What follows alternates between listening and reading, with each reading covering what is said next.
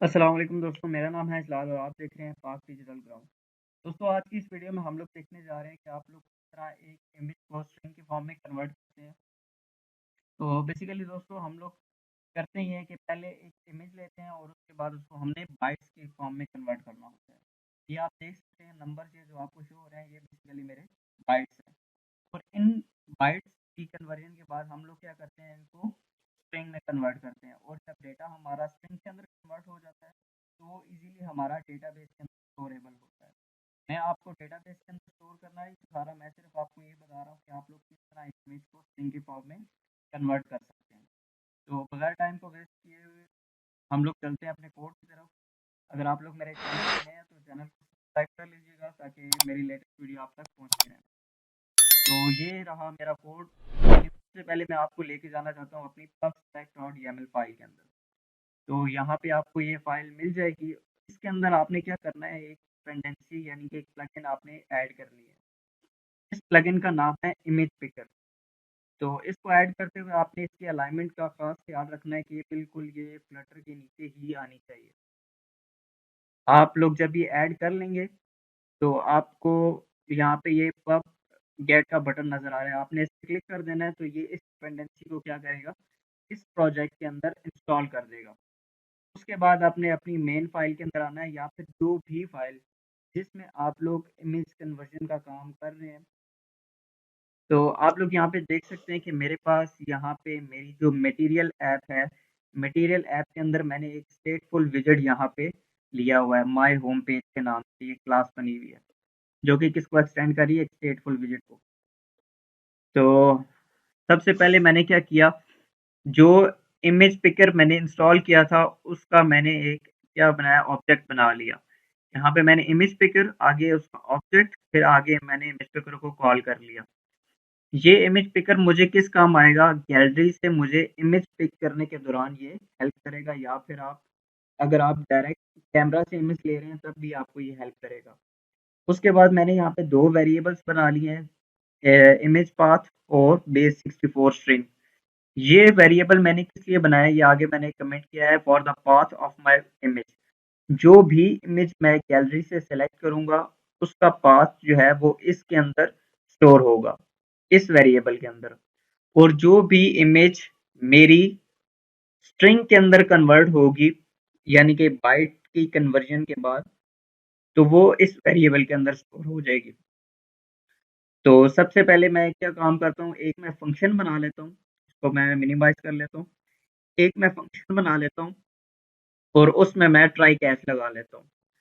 Try के अंदर हम लोग कर लेते हैं कि एक वेरिएबल ले लेते हैं जिसका नाम है पिक फाइल, और आगे इमेज पिकर के थ्रू हम लोग क्या करते हैं, उसको गैलरी से एक इमेज पिक करवा लेते हैं। आप लोग चाहें तो यहाँ पे गैलरी के बजाय कैमरा भी यूज कर सकते हैं, लेकिन अभी फिलहाल हम लोग इसको गैलरी ही रहने देते हैं।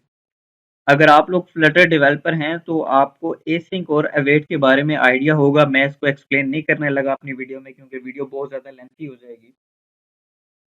तो हम लोग अब क्या करते हैं, एक इफ कंडीशन लगा लेते हैं कि अगर पिक फाइल का जो वेरिएबल है अगर वो हमारा नल नहीं है, यानी कि अगर इस वेरिएबल के अंदर कुछ है, तो क्या करो, image path is equal to picked file dot path. इसका ये मतलब है जो भी इमेज मैं अपनी गैलरी से सेलेक्ट करूंगा उसका पाथ मेरे इस इमेज पाथ के अंदर स्टोर हो जाएगा। ये जिसका मैंने ऊपर, ये आपको यहाँ पे मैंने लिख के भी बताया है, इसको मैंने कमेंट किया था। तो इस वेरिएबल के अंदर मेरा ये वाला पाथ स्टोर हो जाएगा। अब इस पाथ को क्या करना है, हमने एक फाइल के अंदर कन्वर्ट करना है। अब इस पाथ को डायरेक्ट हम लोग बाइट के अंदर तो कन्वर्ट कर नहीं सकते, तो उसके लिए हमें ज़रूरत है फाइल के इसकी डेटा टाइप की। उसके बाद हमने एक और वेरिएबल बना लिया और वेरिएबल को दोबारा फाइल के अंदर जो है ना वो हमने रैप कर दिया, यानी कि जो भी हमारा पाथ आया था उस पाथ को हम लोगों ने फाइल के अंदर रख दिया ताकि क्या होगा, हमारा ये पाथ फाइल के अंदर कन्वर्ट हो जाए। अब हमारे हमारे पास एक फाइल आ चुकी है यहाँ पे। अब फाइल आने के बाद हम लोगों ने क्या करना है, उसको नंबर्स की फॉर्म में कन्वर्ट करना है। ये जिस तरह मैंने आपको यहाँ पे स्लाइड के अंदर दिखाया था, ये फाइल हमारे पास आ चुकी है। यानी कि एक इमेज आ चुकी है, इसको हम लोगों ने अब नंबर्स की फॉर्म में कन्वर्ट करना है।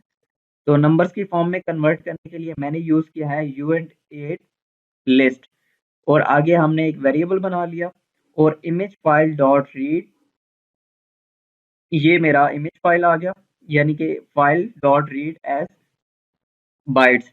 तो मेरी जो भी फाइल आएगी उसको बाइट्स की फॉर्म में वो क्या करेगा, रीड कर लेगा। रीड करने के बाद हमारा डेटा यहाँ पे हम लोग प्रिंट करा के देख लेंगे कि इसके यहाँ जो आउटपुट है हमारे पास क्या आई है। उसके बाद हम लोग क्या करेंगे, अपने नंबर्स को हम लोग स्ट्रिंग की फॉर्म में कन्वर्ट करेंगे। ऊपर जो मैंने वेरिएबल बनाया था बेस 64 स्ट्रिंग, उसको मैं क्या कर देता हूँ, बेस 64 डॉट इनकोड। जब आप बेस 64 डॉट इनकोड करेंगे तो आपको यहाँ पे एक एरर शो करेगा। वो एरर बेसिकली क्या होगा, वो आपको एक एरर तो नहीं, एक वार्निंग होगी जो आपको कहेगा कि आप जो है वो ये वाली लाइब्रेरी इंपोर्ट कर लें डॉट कन्वर्टर के नाम से।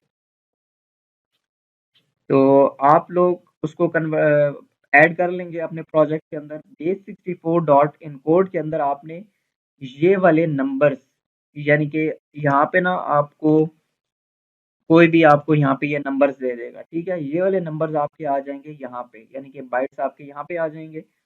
तो ये बेस 64 स्ट्रिंग के अंदर आपका स्ट्रिंग वाला डेटा सेव हो जाएगा। ये इस टाइप का डेटा इस वेरिएबल के अंदर स्टोर हो जाएगा।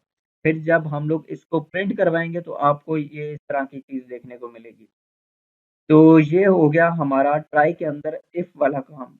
अगर ये टेक्स्ट फाइल हमारा एम्प्टी है तो शो कर दे कि आपके पास कोई भी इमेज सेलेक्ट नहीं हुई, ठीक है। और नीचे ट्राई के बाद कैच के अंदर भी हम लोग इसी स्टेटमेंट को कॉपी करके यहाँ पे पेस्ट कर देते हैं।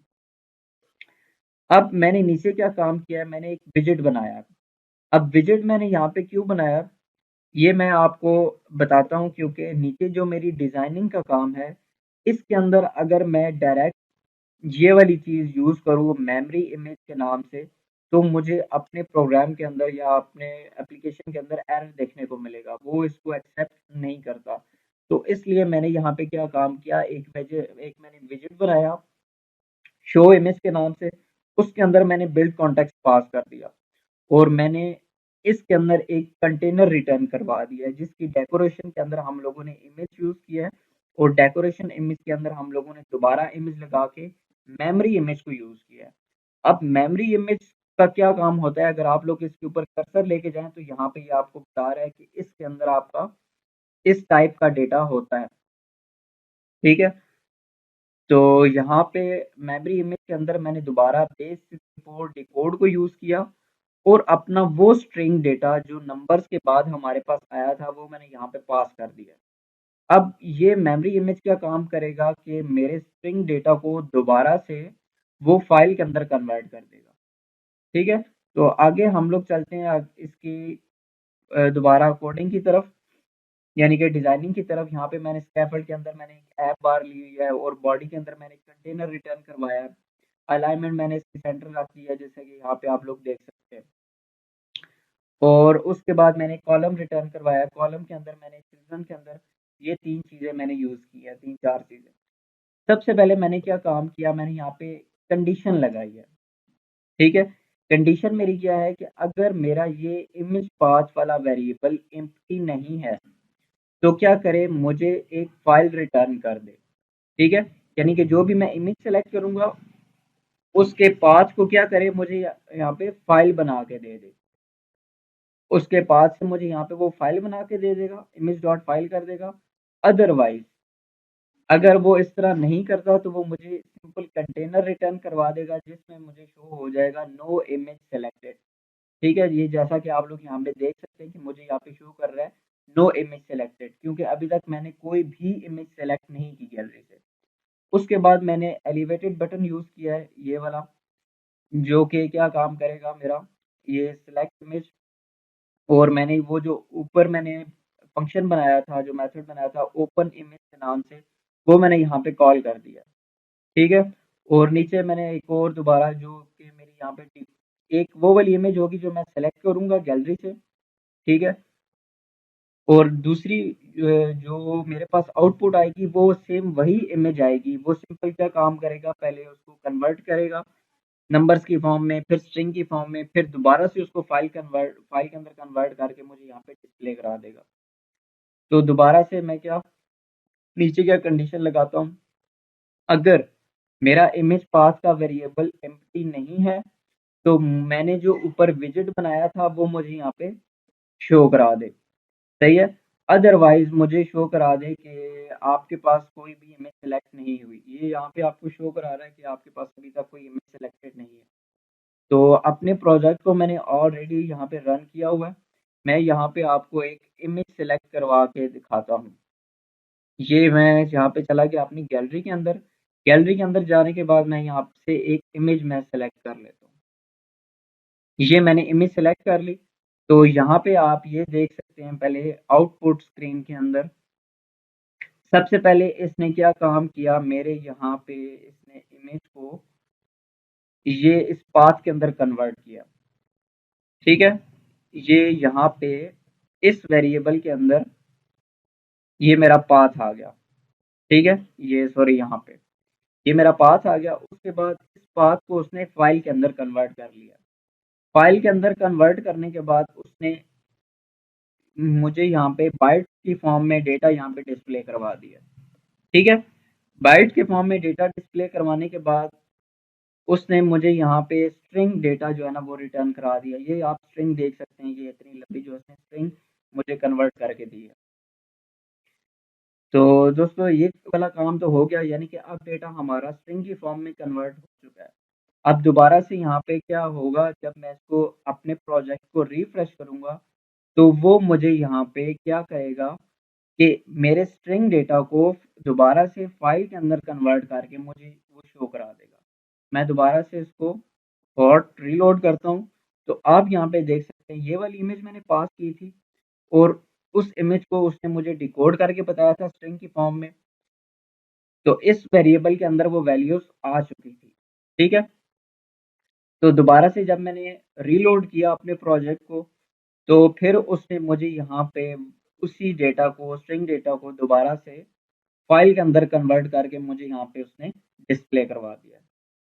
तो दोस्तों मेरे ख्याल से आपको इस चीज़ की समझ आ गई होगी कि आप लोग किस तरीके से एक इमेज को पहले बाइट के अंदर कन्वर्ट करते हैं, उसके बाद बाइट के बाद आपने स्ट्रिंग के अंदर कन्वर्ट करना है। अब ये वाला जो हमारा स्ट्रिंग वाला डेटा है ये इजीली हमारा डेटाबेस के अंदर स्टोरेबल है। इस डेटा को आप इजीली अपने डेटाबेस के अंदर स्टोर करा सकते हैं और डेटाबेस से दोबारा रिट्रीव कराने के बाद आप लोग यानी कि स्ट्रिंग को दोबारा से इमेज के अंदर कन्वर्ट करके शो करा सकते हैं। तो दोस्तों आज के लिए इतना ही। अगर आपको मेरी वीडियो ये पसंद आई है तो वीडियो को लाइक करना मत भूलिएगा, वीडियो को अपने दोस्तों के साथ शेयर कीजिए और चैनल को सब्सक्राइब करना मत भूलिएगा।